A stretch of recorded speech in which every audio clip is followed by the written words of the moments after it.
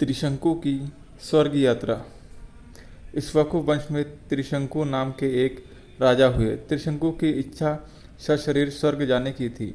अपनी वार्ता जारी रखते हुए मिथिला के राजपुरोहित शतानंद जी ने कहा, इस बीच इक्ष्वाकु वंश में त्रिशंकु नाम का एक राजा हुए।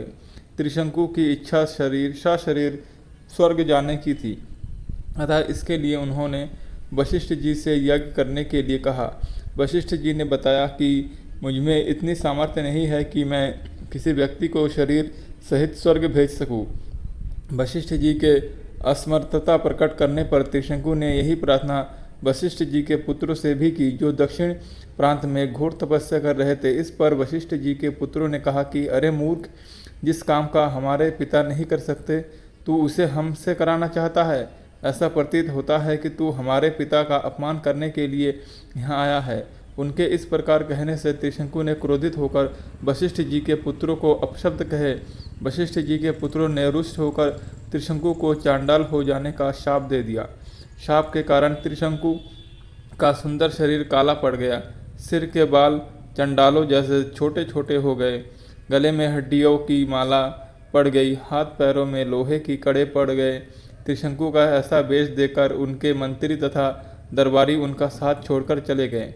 फिर भी उन्होंने सशरीर स्वर्ग जाने की इच्छा का परित्याग नहीं किया।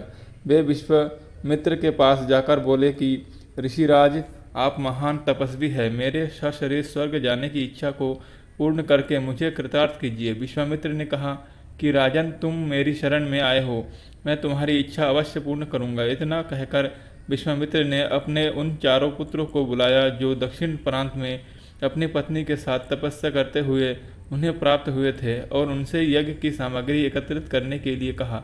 उन्होंने अपने शिष्यों के द्वारा वशिष्ठ के पुत्रों सहित वन में रहने वाले सब ऋषि मुनियों को यज्ञ में सम्मिलित होने के लिए निमंत्रण भी भिजवा दिया।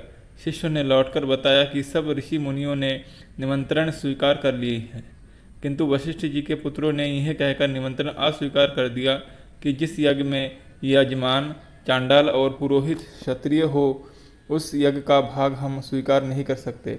यह सुनकर विश्वामित्र जी ने क्रुद्ध होकर कहा कि उन्होंने अकारण ही मेरा अपमान किया है। मैं उन्हें शाप देता हूँ कि उन सबका नाश हो।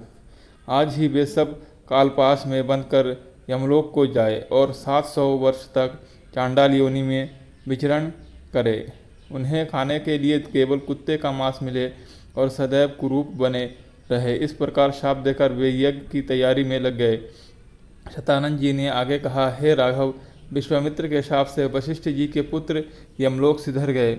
वशिष्ठ जी के पुत्रों के परिणाम से भयभीत सभी ऋषि मुनियों ने यज्ञ में विश्वामित्र का साथ दिया। यज्ञ की समाप्ति पर विश्वामित्र ने सब देवताओं को नाम ले लेकर अपने यज्ञ भाग ग्रहण करने के लिए आह्वान किया, किंतु कोई भी देवता अपना भाग लेने नहीं आया।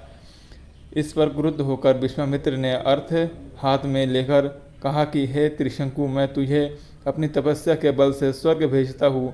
इतना कहकर विश्वामित्र ने मंत्र पढ़ते हुए आकाश में जल छिड़का और राजा त्रिशंकु शरीर सहित आकाश में चढ़ते हुए स्वर्ग जा पहुँचे। त्रिशंकु को स्वर्ग में आया देख इंद्र ने क्रोध से कहा कि रे मूर्ख, तुझे तेरे गुरु ने शाप दिया है, इसलिए तू स्वर्ग में रहने योग्य नहीं है। इंद्र के ऐसा कहते ही त्रिशंकु सिर के बल पृथ्वी पर गिरने लगे और विश्वामित्र से अपनी रक्षा की प्रार्थना करने लगे।